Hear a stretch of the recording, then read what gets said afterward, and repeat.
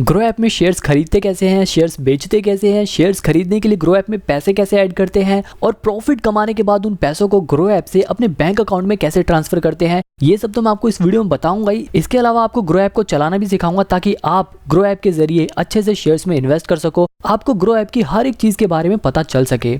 अब देखो, जैसे मैंने यहाँ पे ग्रो ऐप खोल लिया है, यहाँ पे सबसे ऊपर आपको सर्च का आइकन दिखाएगा और बगल में आपकी प्रोफाइल का आइकन दिखाएगा। यहाँ पे अगर आप अपनी प्रोफाइल पे क्लिक करोगे तो एक पेज खुलेगा, इसके बारे में आपको डिटेल में आगे बताऊंगा। अभी हम बैक करते हैं और यहाँ पर हम देखते हैं निफ्टी 50 और बैंक निफ्टी लिखा हुआ है। अब देखो निफ्टी 50 में क्या होता है, निफ्टी 50 में हमारे देश की जो टॉप 50 बड़ी बड़ी कंपनियां होती हैं उनके शेयर्स होते हैं। अब जैसे निफ्टी 50 में यहाँ पे दिखा रहा है, निफ्टी 50 का करंट प्राइस है 17,645 रुपए और आज के दिन उसकी वैल्यू 1% गिर गई है, यानी कि 181 रुपए लगभग उसकी वैल्यू गिर गई है। अब यहाँ पर अगर आप निफ्टी 50 पर क्लिक करोगे ना तो इसके बारे में सारी डिटेल्स आ जाएंगी। आप यहाँ नीचे देख सकते हो, यहाँ पे निफ्टी 50 में अभी करेंटली जो टॉप 50 कंपनियां हैं उनकी डिटेल्स आपको यहाँ पर मिल जाएंगी। यहाँ पे लिखा है ना, ये रिलायंस, TCS, HDFC बैंक, ऐसी जो टॉप 50 कंपनियां हैं वो निफ्टी 50 में है और उन सभी की डिटेल्स यहाँ पर आपको दिखा रहा है। यहाँ पर हम इसे बैक कर देंगे।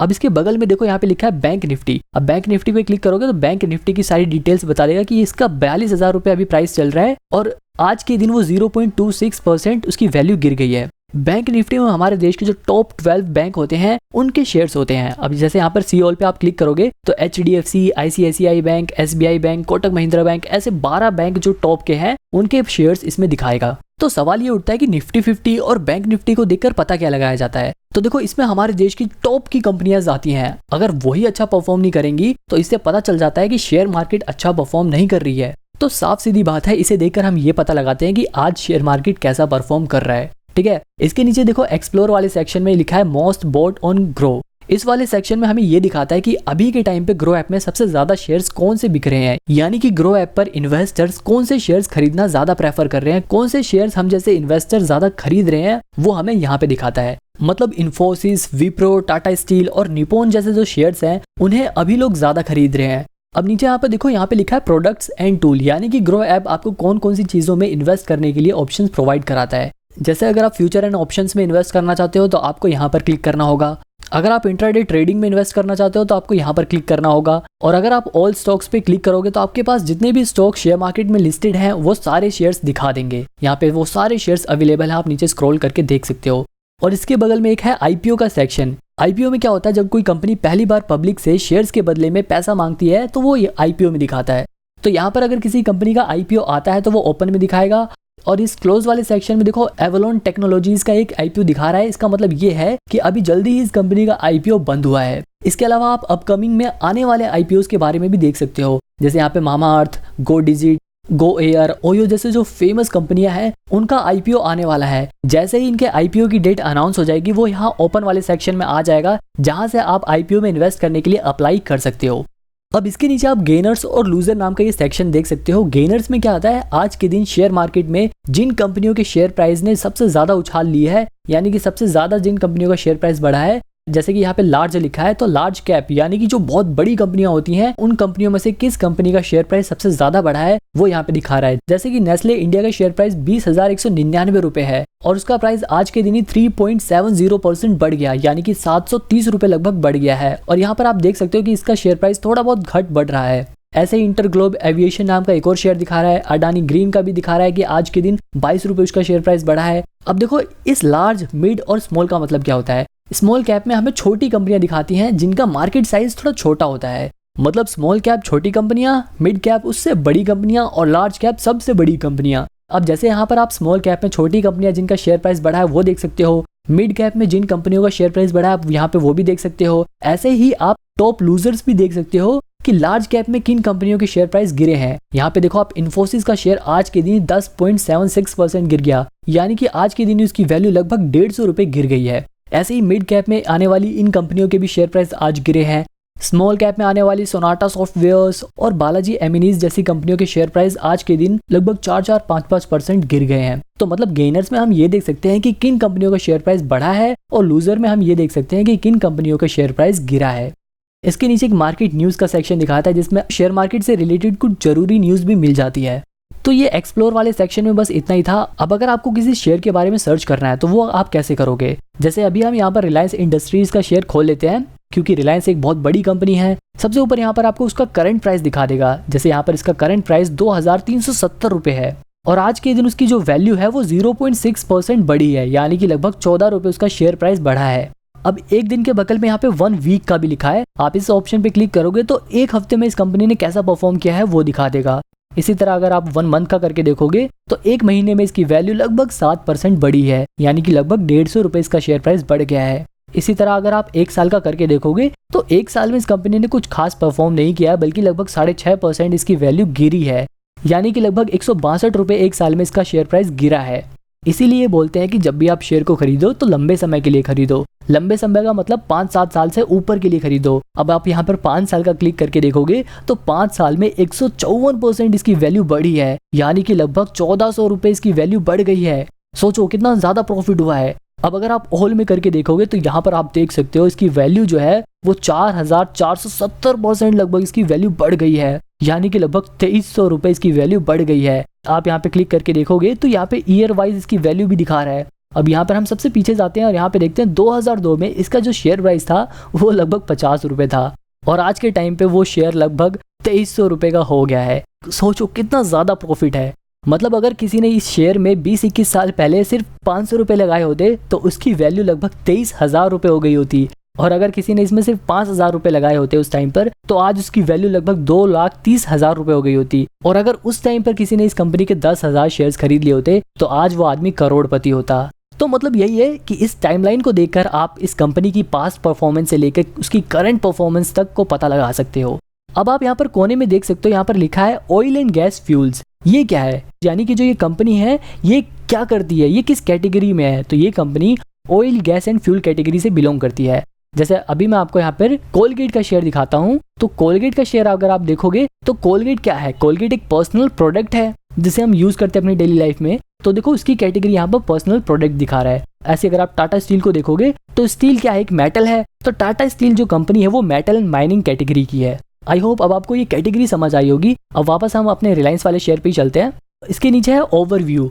ओवरव्यू में आप देख सकते हो परफॉर्मेंस लिखा हुआ है। परफॉर्मेंस मतलब आज के दिन इस कंपनी के शेयर की वैल्यू सबसे ज्यादा कितनी बढ़ी है वो टुडेज हाई में दिखाएगा, और आज के दिन उस शेयर की वैल्यू सबसे ज्यादा कम कितनी हुई है वो चीज हमें टुडेज लो में दिखाएगा।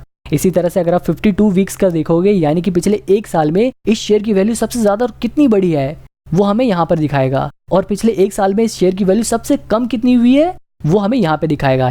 जैसे कि पिछले 1 साल में रिलायंस की सबसे कम वैल्यू 2180 रुपये हो गई थी, और पिछले 1 साल में इसकी हाईएस्ट वैल्यू कितनी पहुंच गई थी, 2856 रुपये। अब यहाँ पे थोड़ा और नीचे आएंगे तो मार्केट डेप्थ नाम से ये पोर्शन दिखाएगा। यहाँ पे लिखा है बाय ऑर्डर्स और सेल ऑर्डर्स, यानी कि आज के दिन कितने परसेंट बायर्स इस शेयर को खरीदना चाहते हैं और आज के दिन कितने परसेंट इन्वेस्टर इस शेयर को बेचना चाहते हैं वो हमें यहाँ पे दिखा रहा है। जैसे यहाँ पर लगभग 70% जो इन्वेस्टर हैं वो अपने शेयर को बेचना चाहते हैं, और किस वैल्यू पे बेचना चाहते हैं वो हमें यहाँ पे आस्क प्राइस में दिखा रहा है। जैसे यहाँ पर 2371 रुपए पे लगभग 600 लोग अपना शेयर बेचना चाहते हैं। वहीं आप ये देख सकते हो कि कितने लोग बाय करना चाहते हैं। लगभग 30% इन्वेस्टर इस शेयर को खरीदना चाहते हैं, और वो कितने प्राइस में खरीदना चाहते हैं वो भी हमें यहाँ पर नीचे दिखा रहा है। जैसे लगभग 370 रुपए में इतने लोग खरीदना चाहते हैं, और इसके नीचे टोटल एग्जैक्ट क्वांटिटी भी दिखा रहा है कि लगभग कितनी क्वांटिटी लोग खरीदना चाहते हैं, यानी कि लगभग 2,57,000 शेयर्स लोग खरीदना चाहते हैं, जबकि लोग 6,15,000 शेयर बेचना चाहते हैं। तो इसे देखकर हम ये पता लगाते हैं कि कितने लोग शेयर बेचना चाहते हैं और कितने लोग शेयर खरीदना चाहते हैं। अब इसके और नीचे आओगे तो यहाँ पर एक्सपर्ट रेटिंग लिखा हुआ है, यानी कि एक्सपर्ट्स का क्या मानना है। तो यहाँ पर 84% एक्सपर्ट्स के हिसाब से इस कंपनी के शेयर को हमें खरीदना चाहिए, जबकि 10% जो एक्सपर्ट हैं वो कह रहे हैं कि जिनके पास ये शेयर है वो अपने शेयर्स को होल्ड करके रखो, यानी कि उन शेयर्स को बेचो मत, आगे इनकी वैल्यू और बढ़ेगी, ऐसा 10% इन्वेस्टर कह रहे हैं। और 6% एक्सपर्ट ये कह रहे हैं कि आप इस शेयर को बेच दो। तो इस वाले पोर्शन में हमें ये दिखाया जाता है कि एक्सपर्ट का क्या मानना है कि शेयर को खरीदना चाहिए या शेयर को बेच देना चाहिए। अब इसके नीचे और आओगे तो फंडामेंटल का सेक्शन दिखाएगा। अब ये देखो, ये छोटा सा फंडामेंटल समझाने वाला पोर्शन बहुत बड़ा है और ये बहुत ही इंपॉर्टेंट चीज भी है। इस फंडामेंटल के जरिए हम ये पता लगा सकते हैं कि क्या ये कंपनी इन्वेस्ट करने लायक है या नहीं। क्या इस कंपनी में अगर हम अपने पैसे लगाएंगे तो हमारे पैसे बढ़ेंगे भी या नहीं बढ़ेंगे। तो मतलब आपको ये शेयर खरीदना चाहिए या नहीं खरीदना चाहिए, ये डिसीजन डिपेंड करता है फंडामेंटल एनालिसिस पे। और ये फंडामेंटल एनालिसिस आप इन्हीं सभी फंडामेंटल्स को देखकर कर सकते हो। लेकिन ये करना कैसे है, ये सीखने के लिए आप मेरी ये वाली वीडियो देख सकते हो, जिसमें मैंने काफी डिटेल में और काफी सिंपल तरीके से फंडामेंटल एनालिसिस करना सिखाया है। हालांकि अभी मैं इस वीडियो में आपको ये एनालिसिस करके नहीं दिखा सकता, क्योंकि ये थोड़ा बड़ा प्रोसेस है, और अगर इसी वीडियो में हम ये करने लग गए तो ये वीडियो बहुत बड़ी हो जाएगी। नीचे हम यहाँ पर फाइनेंशियल्स देख सकते हैं, यहाँ से हम पिछले कुछ सालों में कितनी कमाई हुई है वो देख सकते हैं। इसी तरह हम प्रॉफिट भी देख सकते हैं कि रेवेन्यू में से एक्सपेंस को माइनस करने के बाद जो कंपनी के पास प्रॉफिट बचा, यानी कि कंपनी के पास जो मुनाफा बचा वो कितना है, हम ये देख सकते हैं यहाँ से। इसके अलावा कंपनी की नेट वर्थ भी हम यहाँ से देख सकते हैं कि कंपनी हर साल बड़ी हो रही है या नहीं बड़ी हो रही है। तो यहाँ पर देखो आप, हर साल कंपनी की जो वैल्यू है वो बड़ी होती जा रही है, कंपनी और भी बड़ी होती जा रही है। इस फाइनेंशियल वाले पोर्शन से हमें ये पता चलता है कि क्या कंपनी हर साल प्रॉफिट कमा रही है, और अगर वो प्रॉफिट कमा रही है तो क्या उसका प्रॉफिट हर साल बढ़ रहा है या नहीं बढ़ रहा। जैसे यहाँ पर ईयरली देखा जाए तो रेवेन्यू इसका हर साल बढ़ ही रहा है। हालांकि 2021 में इसका रेवेन्यू थोड़ा गिरा था, लेकिन उसके बाद से इसका रेवेन्यू बढ़ा ही है। अब इसके नीचे देखेंगे लिखा है अबाउट कंपनी। अब इस वाले पोर्शन पर अगर करोगे तो कंपनी की डिटेल्स आपके पास आ जाएंगी। जैसे रिलायंस इंडस्ट्रीज का अभी के टाइम पे जो CEO हैं वो मुकेश अंबानी है, तो यहाँ पर वो लिखा हुआ है, और ये कंपनी 1973 से है वो भी लिखा हुआ है।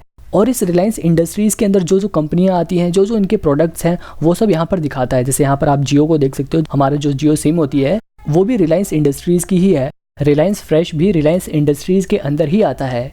तो अबाउट कंपनी से हमें ये पता चल जाता है कि कंपनी क्या करती है, और कंपनी को अभी चला कौन रहा है, और कंपनी कब से है। इसके बाद नीचे आता है शेयर होल्डिंग पैटर्न। आप शेयर होल्डिंग पैटर्न में ये देख सकते हो कि प्रमोटर के पास, यानी कि जो कंपनी के फाउंडर्स हैं जिन्होंने कंपनी खोली है, उनके पास कितने शेयर्स हैं। तो यहाँ पर आप देखो प्रमोटर्स के पास 50% शेयर्स हैं।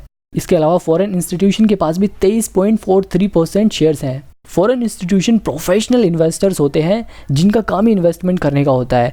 तो जिस कंपनी के शेयर में फॉरेन इंस्टीट्यूशन का शेयर होल्डिंग पैटर्न ज़्यादा हो तो समझ जाना उस कंपनी में दम है। ऐसे रिटेल का पोर्शन दिखा रहा है 11.64%, यानी कि हम जैसे आम जो इन्वेस्टर हैं उनके पास 11.64% शेयर है। इसके अलावा डोमेस्टिक इंस्टीट्यूशन के पास भी 8.6% शेयर है। डोमेस्टिक इंस्टीट्यूशन में भी फॉरेन इंस्टीट्यूशन की तरह प्रोफेशनल इन्वेस्टर ही होते हैं। इसके अलावा इसमें 5.81% म्यूचुअल फंड का भी पैसा लगा हुआ है, यानी कि जिन लोगों ने म्यूचुअल फंड में पैसा लगाया था उनके एजेंट्स ने इस कंपनी के शेयर में भी इन्वेस्ट कर रखा है। तो शेयर होल्डिंग पैटर्न को देखकर हम यही पता लगाते हैं कि किसके पास कितने शेयर होते हैं। अब इसको थोड़ा और स्क्रॉल करोगे तो नीचे दिखा है टॉप म्यूचुअल फंड इन्वेस्टेड, यानी कि जो ये 5.8% म्यूचुअल फंड वाला पैसा इसमें लगा हुआ है, तो आखिर वो कौन सी म्यूचुअल फंड है जिन्होंने इसमें पैसा लगाया है। तो इसमें ICICI, HDFC index, UTI Nifty, Aditya Birla जैसे म्यूचुअल फंड्स ने इन्वेस्ट कर रखा है। अब इसके थोड़ा और नीचे आते हैं और यहाँ पर हम देखते हैं सिमिलर स्टॉक्स, यानी कि रिलायंस इंडस्ट्रीज जैसी और भी कंपनियों के जो शेयर्स हैं वो हमें यहाँ पे दिखाता है। जैसे यहाँ पर ऊपर आपने देखा था कि ये company oil gas and fuel category से है, तो ऐसे ही नीचे यहाँ पर उसके सिमिलर स्टॉक्स दिखा रहे हैं, सिमिलर ऐसी कंपनियों के शेयर्स दिखा रहा है। जैसे यहाँ पर इंडियन ऑयल कॉर्पोरेशन का शेयर भी दिखा रहा है, भारत पेट्रोलियम का शेयर दिखा रहा है। इंडस्ट्रीज से मिलती जुलती जो कंपनियां हैं उनके शेयर्स यहाँ पे दिखाएगा, उनके शेयर का प्राइस यहाँ पे दिखाएगा। अब यहाँ पे अगर आप वापस ऊपर आते हो, यहाँ पे एक न्यूज़ वाला सेक्शन है, न्यूज़ पे क्लिक करोगे तो इस शेयर से रिलेटेड जो भी न्यूज़ है वो यहाँ पर दिखा देगा। अब इसके बगल में इवेंट का सेक्शन दिया हुआ है, इवेंट में इस शेयर से रिलेटेड जो जो चीज़ें हुई हैं वो दिखाता है। जैसे बोनस एंड स्प्लिट, अगर इस कंपनी ने बोनस शेयर इशू किया होगा तो वो भी यहाँ पे दिखाएगा। अगर ये कंपनी डिविडेंड देगी तो वो भी यहाँ पे दिखाएगा। अगर इनकी एनुअल मीटिंग होगी, कुछ भी अनाउंसमेंट होगी तो वो सब यहाँ पे हमें दिखाता है। जैसे यहाँ पर 20 जनवरी 2023 को बोर्ड मीटिंग हुई थी इनकी, तो उसकी अनाउंसमेंट यहाँ पर हुई थी। तो इसी तरह थोड़ा और नीचे करोगे तो यहाँ पर 18 अगस्त 2022 को इन्होंने डिविडेंड दिया था, तो उसकी अनाउंसमेंट इन्होंने यहाँ पे करी थी। तो मतलब यहाँ पर इस कंपनी के शेयर से रिलेटेड जो भी अनाउंसमेंट होती है वो यहाँ पर दिखाया जाता है इवेंट वाले पोर्शन में। अब इसके बगल में है FNO। FNO का मतलब आप यहाँ से फ्यूचर एंड ऑप्शंस में इन्वेस्ट कर सकते हो, लेकिन अभी मैं आपको सिर्फ नॉर्मल शेयर्स में इन्वेस्ट करना सिखाऊंगा। तो वापस हम ओवरव्यू पे जाते हैं। अब अगर मेरे को ग्रो ऐप में शेयर खरीदना है तो मैं वो शेयर कैसे खरीदूंगा। तो देखो, ग्रो ऐप में अगर आपको शेयर खरीदना है तो सबसे पहले आपको इसमें पैसे ऐड करने पड़ेंगे। तो हम वापस बैक करते हैं और वापस होम स्क्रीन पे पहुंच जाते हैं। अब देखो यहाँ पर अपनी आप प्रोफाइल पे क्लिक करोगे ना तो यहाँ पर ये वाला सेक्शन खुल जाएगा। यहाँ पे देखो ऐड मनी वाले पोर्शन में ना, यहाँ पे मेरे पास अभी 1199 रुपये दिखा रहा है। अगर मेरे को इसमें पैसे ऐड करने हैं तो मैं वो कैसे करूंगा, मैं यहाँ ऐड मनी वाले पोर्शन पे क्लिक करूंगा। अब मेरे को जितने भी रुपए यहाँ पर ऐड करने हैं मैं वो अमाउंट डाल देता हूँ। सपोज करो मेरे को यहाँ पर 100 रुपये ऐड करने हैं। आप 100 रुपये से कम ऐड नहीं कर सकते, इससे ज़्यादा आप ऐड कर सकते हो। तो मैं यहाँ पे 100 रुपये ऐड करके दिखाता हूँ। अब यहाँ पे देखो बाय डिफॉल्ट नेट बैंकिंग का ऑप्शन दिखा रहा है, लेकिन मेरे को नेट बैंकिंग से पैसे ऐड नहीं करने, मेरे को UPI से पैसे ऐड करने हैं। तो मैं यहाँ पे जो एरो है ये यहाँ पे क्लिक करूंगा यहाँ पे क्लिक करते ही ऑप्शन खुल जाएगा पेमेंट ऐड करने का। तो यहाँ पर मैं अपने पेटीएम की यूपीआई आईडी से पैसे ऐड करना चाहता हूँ, तो मैं इस पर ऐड 100 पे कर दूंगा। ये थोड़ा लोड होगा। अब मैं यहाँ पर जैसे ही अपना पेटीएम खोलूंगा तो यहाँ पर उस पेमेंट का ऑप्शन दिखाएगा। यहाँ पे मैं इस पर क्लिक करके पेमेंट कर दूंगा। जैसे ही मेरी यहाँ पर पेमेंट कंप्लीट हो जाएगी, यहाँ पर पेमेंट सक्सेसफुल लिखा आ जाएगा और यहाँ पर मेरे पैसे ऐड हो जाएंगे। अब मैं वापस अगर अपनी प्रोफाइल पर आपको खोल के दिखाऊं तो यहाँ पर आप देखो, पहले मेरे पास 1100 रुपये थे, अब लगभग 1200 रुपये हो गए। और अब मैं आपको एक शेयर खरीद के दिखाता हूँ। अब जैसे मेरे को डाबर का एक शेयर खरीदना है तो मैं यहाँ पे डाबर सर्च करूंगा और डाबर कंपनी का शेयर यहाँ पे दिखा देगा। अब इस शेयर को खरीदने के लिए मैं बाय वाले ऑप्शन पे क्लिक करूंगा और यहाँ पर मेरे को कितने शेयर खरीदने हैं मैं वो क्वांटिटी यहाँ पे डाल दूंगा। जैसे मेरे को एक शेयर खरीदना है तो मैं यहाँ पे एक डाल के दिखा देता हूँ आपको। नीचे यहाँ पे दिखा रहा है प्राइस मार्केट, यानी कि आप इस शेयर को इसके मार्केट प्राइस पे खरीदना चाहते हो, यानी कि जो अभी करंट इसका प्राइस दिखा रहा है, जैसे यहाँ पे दिखा रहा है 523 रुपये, क्या आप उस करंट प्राइस पे इसे खरीदना चाहते हो? या फिर अगर आपको लग रहा है कि इसका प्राइस थोड़ा और कम होगा तो आप इसे चेंज करके प्राइस लिमिट भी सेट कर सकते हो। यानी कि जैसे मान लो मेरे को ऐसा लग रहा है कि इसका शेयर प्राइस 522 रुपये हो जाएगा, तो मैं यहाँ पर 522 डाल के लिमिट सेट कर दूंगा। और जैसे ही आज के दिन इसका शेयर प्राइस 522 रुपये होगा, ऑटोमेटिकली ग्रो मेरे लिए वो शेयर खरीद लेगा और वो शेयर मेरे डीमेट अकाउंट में आ जाएगा। और अगर आपको मार्केट प्राइस भी खरीदना है तो इसे वापस मार्केट प्राइस पे कर दो। यहाँ पे मैं इसे बाय कर देता हूँ। इसके अलावा अगर आप इसे इंट्राडे के लिए खरीदना चाहते हो तो वो भी यहाँ पे दिखा देगा। आप यहाँ पे सीधे अपनी क्वांटिटी डालो कि आपको कितने शेयर्स खरीदने हैं, 2 शेयर खरीदने हैं या 10 शेयर खरीदने हैं। आपके पास जितने पैसे होंगे उसी के हिसाब से आप उतने शेयर खरीद सकते हो। जैसे मैं यहाँ पे 5 शेयर खरीद सकता हूँ। इसके बाद यहाँ पे मार्केट प्राइस सेट करो या प्राइस लिमिट सेट करो। जैसे यहाँ पे 522 रुपये में प्राइस लिमिट सेट कर देता हूँ। जब भी आप इंट्राडे में ट्रेडिंग करो तो स्टॉप लॉस जरूर सेट करो। यहाँ पे आप स्टॉप लॉस सेट कर सकते हो कि अगर 520 रुपये से शेयर प्राइस नीचे जाता है तो ये लोग ऑटोमेटिकली मेरे शेयर को बेच दे ताकि मेरे को घाटा ना हो।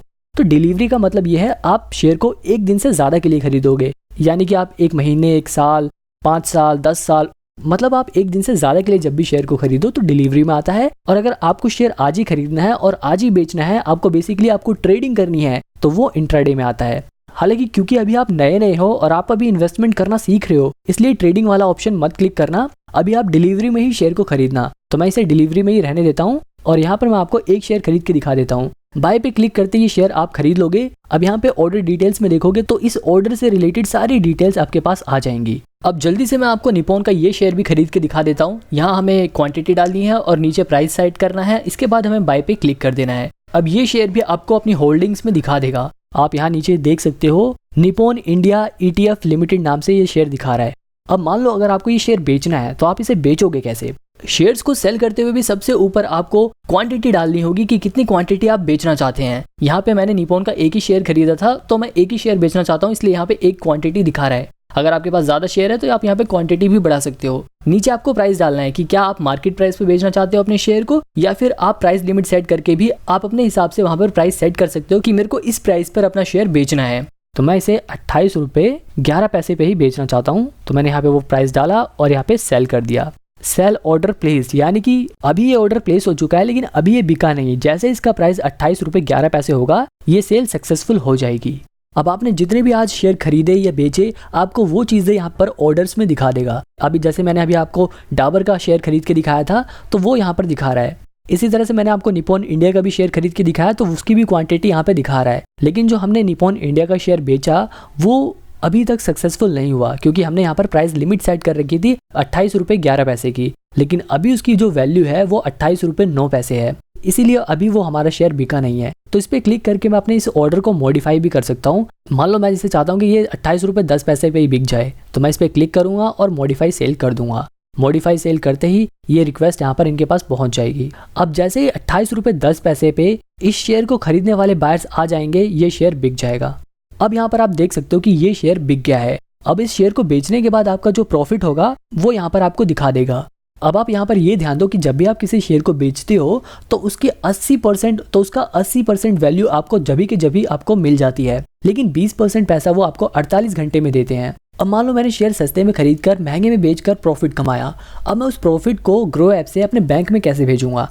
तो ऐसा करने के लिए आपको अपनी प्रोफाइल पर क्लिक करना है। तो यहाँ पर आपके पास जितने भी पैसे हैं वो यहाँ पे दिखा देगा। इस पर आप क्लिक करोगे तो क्लिक करते ही यहाँ पर एक ऑप्शन दिखा रहा है विड्रॉ का। अभी कितने पैसे उसमें से विड्रॉ कर सकते हो वो ऑप्शन यहाँ पे दिखा रहा है। जैसा कि मैंने आपको बताया था कि 80% पैसे तुरंत ट्रांसफर हो जाते हैं, 20% के लिए 48 घंटे का समय लगता है। तो वो 20% भी आप 48 घंटे बाद ट्रांसफर कर सकते हो। अभी जितना ट्रांसफर कर सकते हो वो ऑप्शन यहाँ पे दिखा रहा है। तो मैं यहाँ पे विड्रॉ वाले ऑप्शन पे क्लिक करूंगा। अब यहाँ पर देखो अवेलेबल बैलेंस दिखा रहा है 595 रुपये, मैं इतने पैसे निकाल सकता हूँ। तो यहाँ पर मैं अभी आपको 100 रुपये अपने बैंक में वापस भेज के दिखाता हूँ। तो यहाँ पर मैंने 100 रुपये डाले और यहाँ पे विड्रॉ पे क्लिक कर दिया। ऐसा करते ही ये मुझसे मेरा पिन मांगेगा, तो मैंने यहाँ पर अपना फिंगरप्रिंट लगाया और ये विड्रॉ की रिक्वेस्ट प्लेस्ड हो गई। अब थोड़ी देर में 100 रुपये मेरे अकाउंट में आ जाएंगे। इसके अलावा आप यहाँ पर ऑल ऑर्डर्स पे क्लिक करोगे तो यहाँ पर आपने जितने भी शेयर्स खरीदे या बेचे हैं वो सारी डिटेल्स आपको यहाँ पर दिखा देगा। इसके नीचे आप यहाँ पर बैंक डिटेल्स देख सकते हो, इस पे क्लिक करोगे तो आपने अपना जो बैंक अकाउंट ग्रो ऐप से लिंक कर रखा है वो दिखा देगा। अगर आपको कोई और बैंक अकाउंट लिंक करना है तो आप यहाँ पर ऐड अनदर बैंक पे क्लिक करोगे और उसके बाद यहाँ पर बैंक सिलेक्ट करके अपनी डिटेल्स भरकर अपना दूसरा बैंक ऐड कर सकते हो।